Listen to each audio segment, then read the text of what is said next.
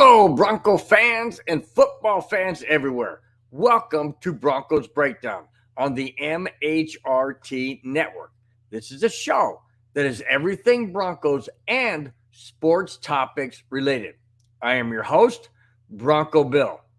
All right, guys, let's get into, if you notice right behind here, the Avalanche flag has been taken down.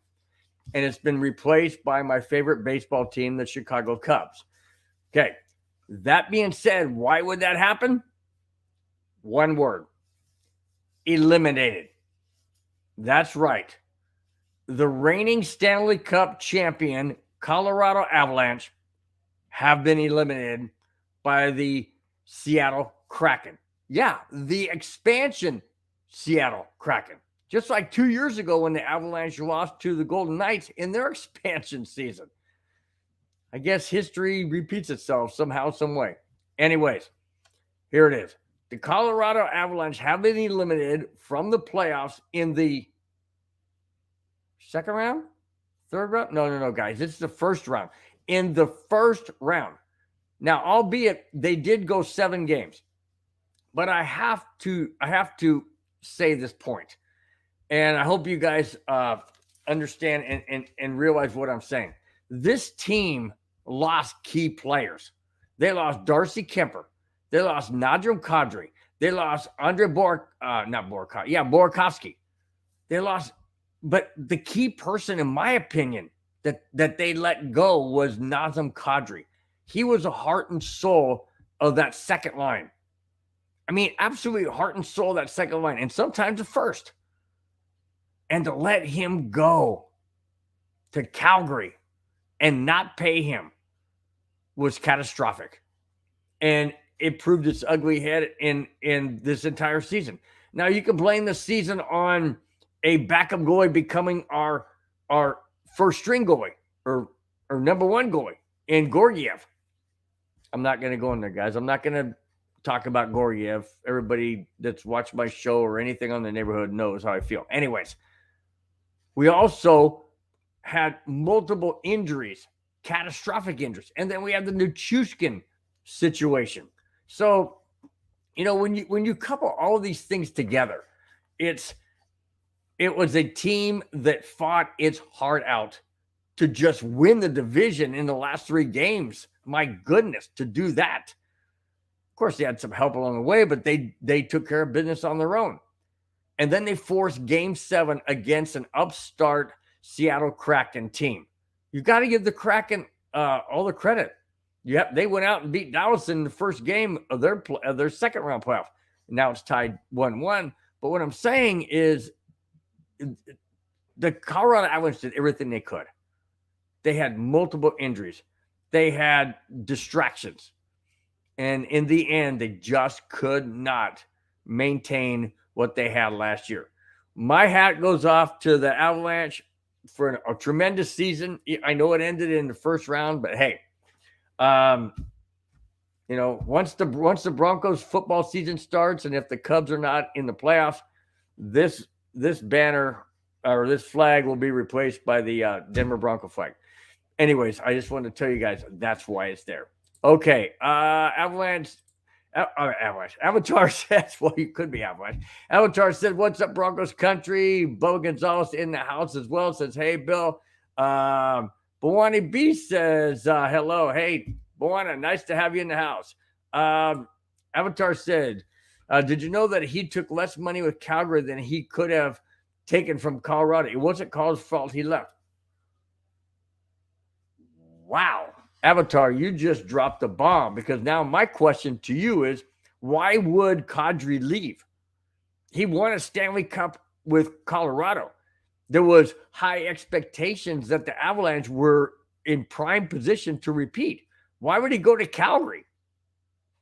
Less money to go to Calgary? That, to me, makes me think, was there something else going on with Kadri?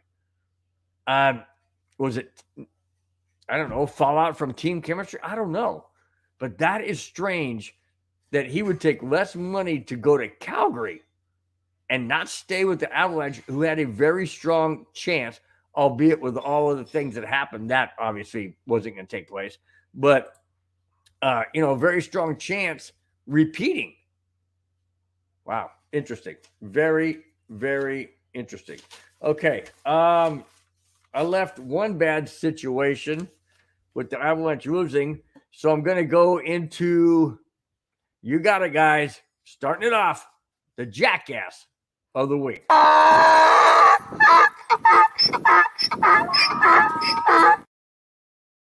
Okay. Does this guy is he ever going to grow up? Maybe I should quit calling this person the jackass of the week and call him the jackass of the month or the year or the career. Yeah, I'm talking about that guy, Antonio Brown. Antonio Brown's tenure as a football team owner is allegedly off to a horrific start. Does he ever do anything without, patting himself on the back or whatever, or trying to be the guy? I continue. Brown is accused of running the organization into the ground, making violent threats towards the ex-head coach and locking players out of their hotel rooms. What the heck? You're an owner. You want the best for your... Oh, excuse me. I'm sorry, Antonio. You don't want the best for the team. You want the best for yourself. That's what it's all about. This guy's narcissistic. It's all about him. It's all, hey, look at me. I own a football team. Now watch where I can ruin it. Anyways, I go on. It gets better. TMZ spoke with two former members of the Albany Empire's head coach Damon Ware and quarterback Sam Castronova, and they both detailed their hellish experiences before leaving the team. Ware said, and I quote, "The main issue was getting everyone paid, and my conversations with Antonio Brown about the matter would get so bad, Antonio Brown, would resort to texting me violent threats." What the heck? Antonio, you've had multiple times on my show as being the jackass of the week. Well, congratulations, because you're up here with everybody else. Or I should say you're up here above everybody else as being a jackass of the week. Why? Why can't you learn? Why does it all have to be about you? You own a freaking football team, albeit not the NFL. Heaven forbid you ever get an NFL team. Good gosh, the place would implode. Anyways, you're a 95% owner of a football team, and you can't pay these guys, and you threaten coaches and players to lock them out of their hotel room. Holy crap! All right, I continue. And I'm still quoting. It became all about him. Well, there you go. It became all about him, Brown, that is, and not the football team. Speaking of the former coach, Ware, he says, we built a wonderful organization over 3 years, and Antonio Brown comes in and kills it. End quote. Antonio, I'm sorry, dude. You have issues. You have major, major, major issues. And I don't understand why these owners or these teams keep bringing him on, keep doing these things, keep putting him out there. Let him go away. Just push him and say, no, Antonio, you're not part of this. Get out of here. No, get it. We don't want you. Why? Because it's going to be a major catastrophe. It's going to be a ruining of a football team, or ruining a game, or losing a game, or going to jail, or getting cited like you did in that pool. And I'm not going down that road. I did that on a show many shows ago. Anyways, Antonio Brown, you are one complete disaster. Whew, my goodness. Let's see. Bubba Gonzalez says, as Brown signed an outside linebacker, Pita, I hope I say this right, Tom Pinuanu from the XFL. Oh, cool. Good. Hey, Bubba, I hope he works out, man. There's a lot of guys that have never made it into the NFL that end up going to like an XFL or the USFL, and then they do great. All you have to do is look at Kurt Warner. Kurt Warner was in, I think, the Arena League, or I think it was the Arena League or something like that. And boom, he goes to the Rams in St. Louis, when the Rams were in St. Louis at the time, and wins the Super Bowl. There you go. I mean, you never know where you're going to find the diamond in the rough. Never going to know. Speaking of diamond in the rough, although this isn't a draft pick, but the Broncos added a tight end. The New Orleans, okay, I got to get the second, because this is the second part. Sorry, guys. This is the second part of the article. Okay. The New Orleans Saints have traded tight end Adam Troutman to the Denver Broncos per source close to the team. Troutman played under head coach Sean Payton on the Saints. Now, Troutman is pleased to be at Denver as their tight end. And I quote, when asked, are you glad to be on the Broncos? And I quote, "Oh yeah, absolutely. I was actually hoping to get moved. This was initiated by me personally. I asked the team to be traded. I've been waiting for a little bit for something to materialize, and it just happened to be the Broncos. I'm ecstatic." End quote. There you go. Now, he knows Sean Payton. He played under Sean Payton in New Orleans. So for that to happen is great. Absolutely, absolutely fantastic. Now, if you go back when Peyton Manning was signed by the Denver Broncos, that's when we got DeMarcus Ware. That's when we got, I think it was Aqib Talib, if I'm not mistaken. And we got some other players because Peyton Manning was there. Well, Sean Payton, again, another Peyton, not related, but Sean Payton comes to Denver as a head coach, and now we're getting all these players that want to come to Denver. Why? Because they know that Sean Payton is a winner. Absolutely know that Sean Payton's a winner. Why not come here? I mean, you know you're going to get paid one way or another.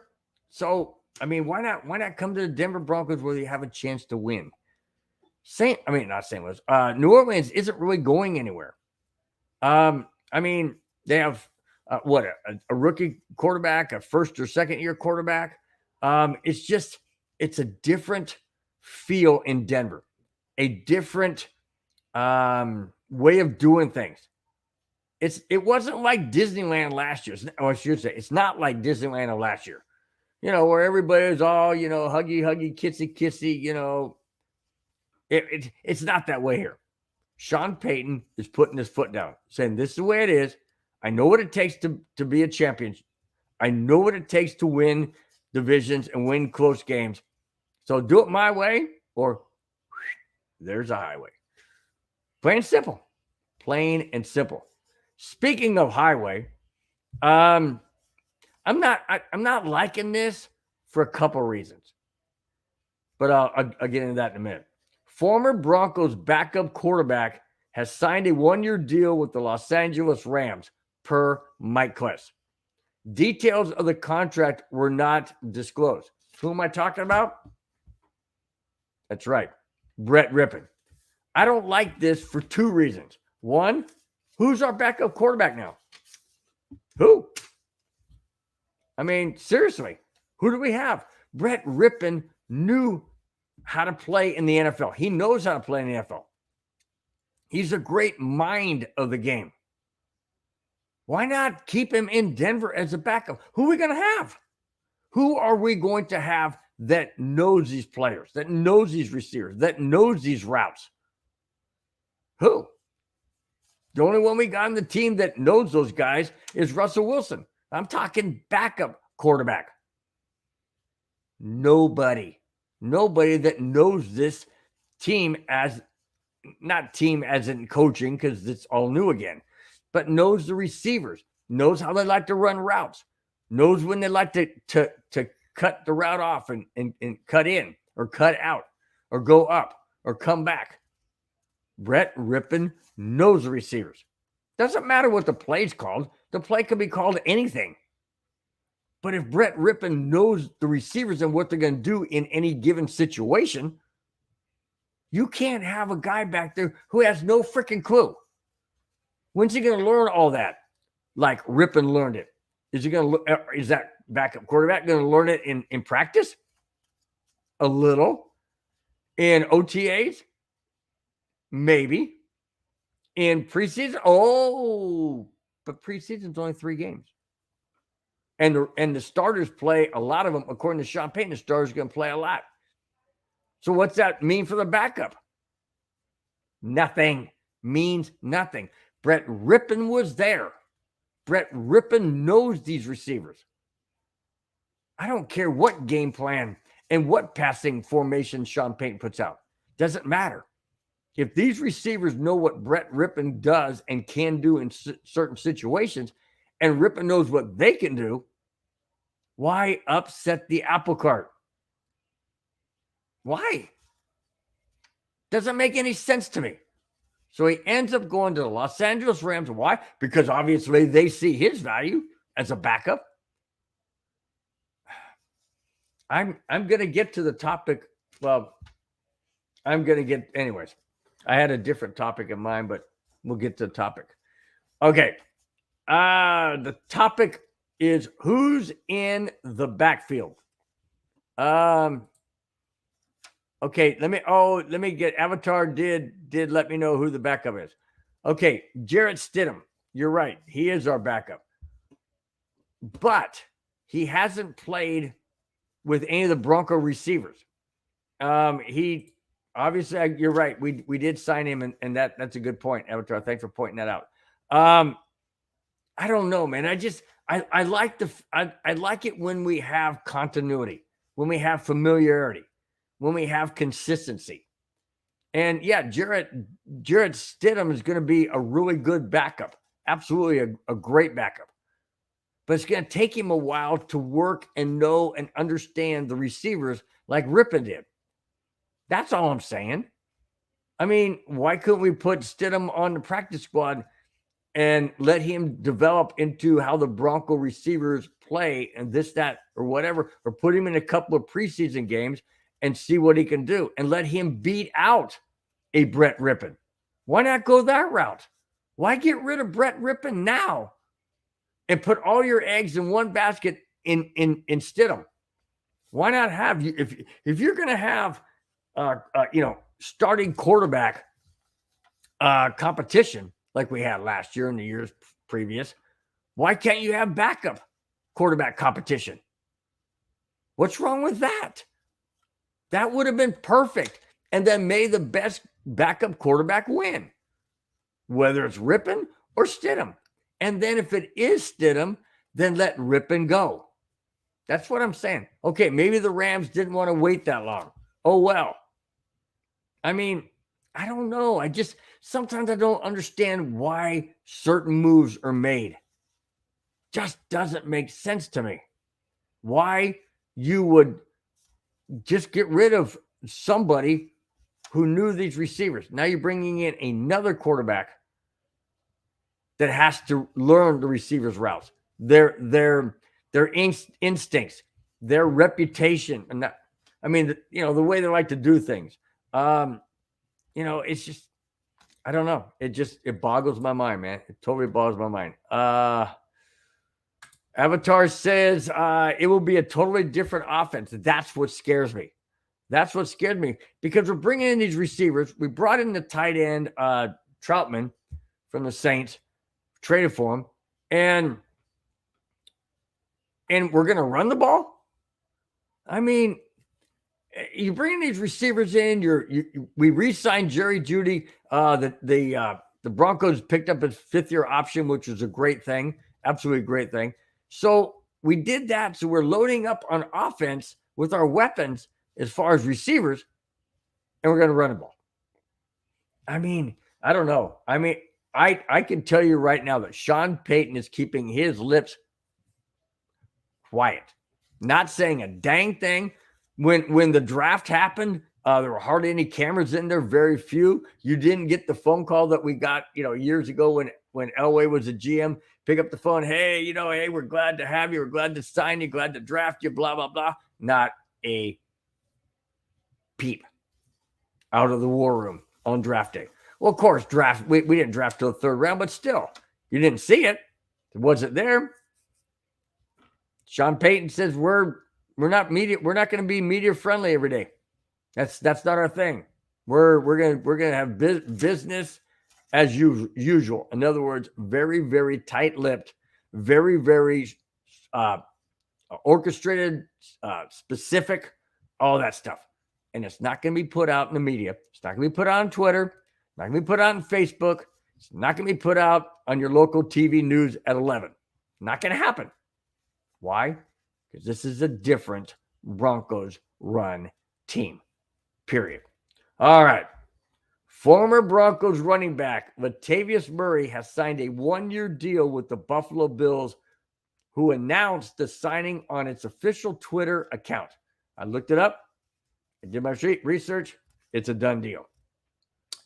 That bums me out. I really, really liked Latavius Murray. I really did. I thought it would be great to have Murray back there with Javonte Williams, hoping that Williams comes back 100% or even 90%. It's just very, very sad what happened to him in his rookie year. ACL, MCL, I hope he comes back. I just hope he can, just be I hate to say a shell of himself, because that means his career's over. But golly, you take that type of a tear on both sides of your knee. And anyways, I really thought Latavius Murray was going to be there I knew it was a 1-year contract when we signed him last year, but I was hoping that we'd sign him again for another year or two, but didn't happen. Now he goes to Buffalo Bills. Excuse me. Here it is. The contract wasn't disclosed as to his salary. Murray, who is 33 years old, is seeking a Super Bowl championship, and he hopes that happens this season in Buffalo. Well, I can tell you, Murray, there's a whole lot of Buffalo fans that feel the same way, because they've never won a Super Bowl, been there 4 straight years, 1990 to 1993, lost all 4. Wow. To get their 4 straight, you know what? I don't think that's ever going to happen again. I don't think an NFL team is ever going to go to the Super Bowl 4 straight years in a row. It's been done 2 times. It's been done many times where teams have gone back to back. The Broncos did it in 97, 98, and several other teams have done it. There's been teams that's won or gone to the Super Bowl 2 years in a row, then missed a year, then went back again. That's happened several times, but not 4 straight. That's only been accomplished by the Buffalo Bills from 1990 to 1993. Wow. That was an incredible, incredible run. I felt so sorry that they didn't win at least one of them. That was sad. That was very, very sad. Okay. Speaking of running backs with Latavius Murray and Javonte Williams, this running back is a Kansas City Chief no more. Running back Clyde Edwards-Helaire, 5th-year option is not expected to be exercised by the Kansas City Chiefs, per NFL insider Tom Pelissero. Now, my question to you guys in the chat, or wherever you want to give comments, whatever. Should the Denver Broncos look into signing Clyde Edwards-Helaire? Why not? Why not? Why not steal from the team that's beaten your happy butt, forever, since Peyton Manning was here? And that was 2016. So it's been a long time, guys, since we beat the Kansas City Chiefs. So my philosophy, if you can't beat them, join them. Why not look into him? Why not bring him in? Why not? What's it going to hurt? Put him on the practice squad. Put him at special teams. Plug him into a situation that may be beneficial against a certain team. Not maybe all teams. Maybe a certain team, a certain package. What's the harm? What is the harm? Give him a look-see. Give us some insight of how to beat these freaking guys. I mean, for heaven's sakes, like I said, we haven't beaten them since 2015 when Manning was here. So, what do you guys think? Think we should sign him 1 year? Think we should sign him to practice squad? How about, I don't know, just bring him in for a look-see? Why not? That's what I say. All right. George Payton reflects on the draft. The first 2 picks kind of fell our way, and then we were watching Riley Moss. We were like, how are we going to get Riley? You hate giving up future, especially a future third. But we had most of our picks next year, so we felt we needed to go and get him, so we traded up, end quote. Well, yeah, Riley Moss is going to be a beast. He's absolutely going to be a beast. And in order to move up and get him, sure, you don't want to like mortgage the farm. Well, what am I saying? We mortgaged the farm when we got Russell Wilson. We still haven't. We still don't know what Seattle's going to end up with. Yes, they end up with multiple draft picks and stuff, but we don't know how they're going to pan out for the next 2 or 3 years. That trade could have been catastrophic unless Sean Payton can work magic, get Russell Wilson back to being Russell Wilson of yesteryear, get us into the playoffs, get us deep into the playoffs, get us in a Super Bowl, and win it. Then I don't care what Seattle gets. Well, actually, I really don't care what they get anyways. We only play them once every 4 years, so who gives a Frosty? I mean, really? I'm going to care? I'm going to care that Drew Lock may have a great season? That, you know, the picks that Seattle got in the draft is going to be something that, you know, I'm going to be concerned about? Why? Why would I be concerned? Not in our division. Not in our conference. Playing once every 4 years. Who cares? I don't. I certainly don't. Okay. Here was my topic that I thought of that I wanted to do. And it's titled, Who's Really in Charge in the Broncos front office? While it is evident that General Manager George Payton holds the powers to make any decision he pleases, new head coach Sean Payton has crept in with a much bigger role than fans may realize. Absolutely, he has a bigger role. No doubt about it. It is fair to say that Sean Payton has a major say in roster decisions made for both the players and coaches, without a doubt. No doubt about it. Sean Payton may not be a GM, and he doesn't aspire to want to be a GM.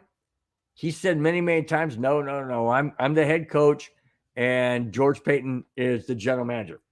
But he may not aspire to be general manager. He may not want that position.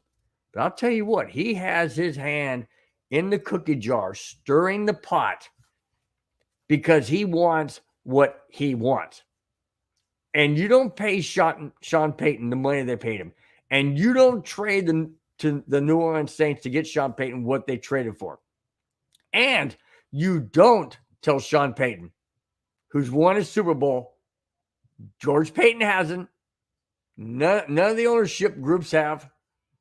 Nobody in the Broncos front office has, other than Sean Payton. Oh, did I say front office? Yeah, I did. I continue. Following a poor 5-12 season in 2022, new CEO Greg Penner and head coach Sean Payton seem to have stripped a slice of George Payton's power he once had. So far, it's working out. Well, it may be working out for draft picks and this, that, and the other. You're absolutely right. It may be working out for that. But we won't know until, you know, the guys hit the field, the games begin. You know, OTAs are well and good. Workouts are well and good. Even scrimmages are beneficial. Preseason games are beneficial, obviously. But when it comes down to brass taxes, you have to produce on the field when it counts during NFL games, starting with week 1. That's when we're going to know if all of this is working out. Does Sean Payton have the control that he wants? In my opinion, yes. He wants certain control. He wants control of the players. He wants control of the coaches. He wants control of the game plan. He wants to run it his way. And when you win a Super Bowl, I know, guys, it's been years since the Saints won a Super Bowl, and yes, he was a head coach. But he beat the Indianapolis Colts with Peyton Manning. Yes, there was a trick play when they did the onside kick to start the second half. That's what Sean Payton does. He catches you off guard. He does things his way. Does it always work? No, nobody's perfect. It's never going to always work. But he's got the intestinal fortitude to try it. And if executed correctly, it works. And that's the point.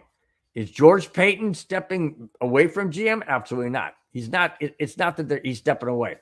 It's just that Greg Penner sees what Sean Payton can do with players and coaches and make it work. And so he just stepped in a little bit, took a little bit away from George Payton and says, okay, this is how we're doing things. And let Sean Payton be Sean Payton so that Sean Payton can then orchestrate an offensive balance and structure to let Russell Wilson do what Russell Wilson does. All right. I'm going to close out this show. It's a lot shorter than it has been. There's just not a whole lot of news going on and topics and things to really get into. But any case, guys, I'm just grateful that you guys have tuned in and watched this. I really do appreciate it. We're going to end this up with a feel-good story. Now, I really wish I had my my intro to feel-good story. I think it'd be awesome. But anyways, this is a feel-good story. 2 days before DeMarcus Ware is inducted into the Pro Football Hall of Fame, he is going to sing the national anthem at the Hall of Fame game. Ware told the Hall commissioner he'd like to sing and was invited to do so at a brunch. Everyone seemed to be knocked over by his talent. Now, everybody knows that DeMarcus Ware has had talent on the field. The guy was a beast. He was instrumental in the Broncos winning Super Bowl 50. Why? Because he took the focus away from Von Miller. And then Von Miller could do what Von Miller does, and that is strip the ball away from the quarterback and get positive results. DeMarcus Ware was instrumental in that game. Sorry, guys. The phone's going off. Hopefully somebody will get it quick. Okay. Sorry about that, guys. Okay. Yes, DeMarcus Ware was instrumental. And the committee in the Hall of Fame recognized how great DeMarcus Ware has been. Yes, DeMarcus Ware spent most of his years as a Dallas Cowboy, but he never won a Super Bowl in Dallas. He never went to a Super Bowl in Dallas. He went to one in Denver. He went to two in Denver, lost to Seattle, and then won Super Bowl 50. So when everybody seemed to be knocked over by his talent, I mean, this guy has talent. Absolutely talent. I continue. Jim Porter, president of the Hall of Fame, said, and I quote, "I think we found our singer for the national anthem," end quote. The game is August 3rd between Cleveland and the New York Jets. Well, it's going to be Deshaun Watson against Aaron Rodgers, because Aaron Rodgers on the Jets now. But what a great story that DeMarcus Ware has a voice, enjoys singing. He said it's one of his passions. It's one of his hobbies. He enjoys singing. And that when asked at a brunch, what are some things that you like doing that nobody knows about? And DeMarcus Ware says, I love singing. So they asked him to sing. And everybody was knocked over by his talent. How awesome is that? I mean, DeMarcus, who knows? Maybe we'll see DeMarcus Ware on tour somewhere, a concert. I don't know. throwing it out there? Probably not. But how cool is that? That's a feel-good story that 2 days before he's going to be inducted into the Pro Football Hall of Fame, hopefully as a Denver Bronco as well, in the Pro Football Hall of Fame, he's going to be singing one of the hardest songs to do, the national anthem, at the Hall of Fame kickoff football game. That's it, guys. That's all I have. Thanks for watching. Thanks for subscribing. As always, guys, you make this show that much better. I want to thank Avatar, Bubba, Bawana Beast, for being in the house, for your comments, for your support. Guys, if you like the show, please hit the thumbs up. If you don't tell me about it. But you can comment. You can comment. I'll answer all comments respectfully and cordially. So there's no fear there. But guys, if you like the show, hit the thumbs up. Please tell your friends, your neighbors, your coworkers, whomever you want to tell, please. I appreciate it. If you haven't subscribed, please do so. I as well would appreciate it, along with the MHRT network. Guys, you can find my show on my channel, Broncos Breakdown. That's on YouTube. Feel free to go over there and give me a thumbs up as well and subscribe. And you can also watch the show there about an hour after this show ends. All right, guys. Real quickly, there's no Avalanche neighborhood anymore. Sorry, guys, until next year. So that's not going to happen anytime soon. But Monday we have the Cluster Pup podcast. Tuesday we have the 5280, followed by No Nonsense and Whiskey. Wednesday is a Wild Wild West. And then on Friday, this show, Broncos Breakdown, goes live once again, 5 p.m. Pacific time, 6, 7, and 8. Thanks again, guys, for watching. Always appreciate it. Have a wonderful, wonderful weekend. We will talk to you next Friday. Bye-bye. Even when you feel low, you can still go. Even when you feel slow, you can still go. Even when there's no hope, you can still go. I never answer to no, man, I still go. Go, go, go, go.